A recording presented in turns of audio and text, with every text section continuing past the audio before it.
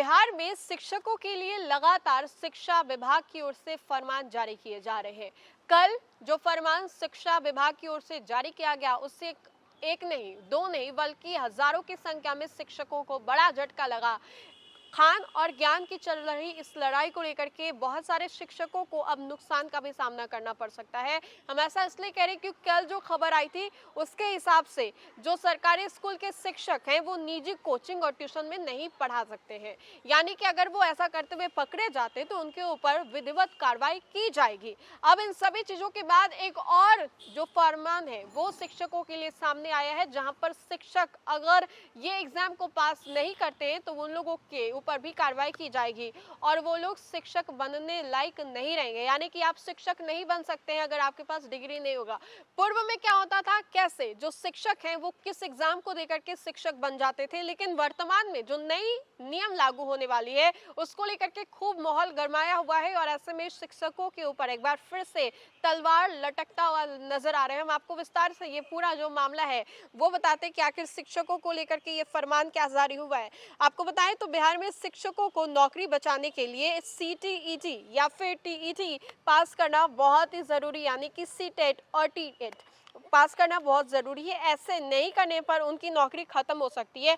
Supreme court ने सभी शिक्षकों को सीटेट और टीटेट पास करने का निर्देश दिया है। बिहार के लगभग 2.60 लाख शिक्षक इस वक्त जो है इस रडार पर हैं, जिन्होंने अब तक ये दोनों परीक्षाएं पास नहीं की है। जिन शिक्षकों की उम्र 55 वर्ष से अधिक है उन्हें नौकरी से तो नहीं निकाला जाएगा, लेकिन उनकी तरक्की के लिए रास्ते बंद हो जाएंगे।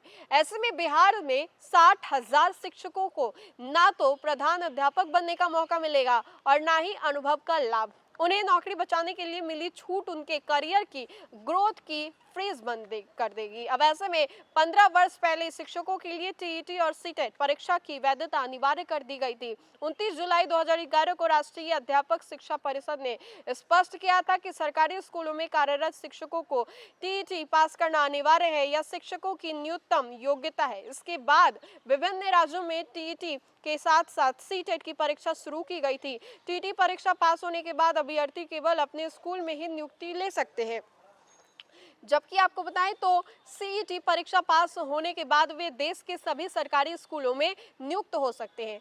सीटेट परीक्षा पास होने के बाद अभ्यर्थी अपने राज्य में किसी स्थिति में सरकारी स्कूल में साथ वो पढ़ा सकते हैं। नवोदय विद्यालय हो, दिल्ली स्कूल सहित अन्य स्कूलों में नियुक्ति हो सकती है। शिक्षा मंत्री ने साफ किया है कि नियुक्तियां नियमों के मुताबिक ही होगी।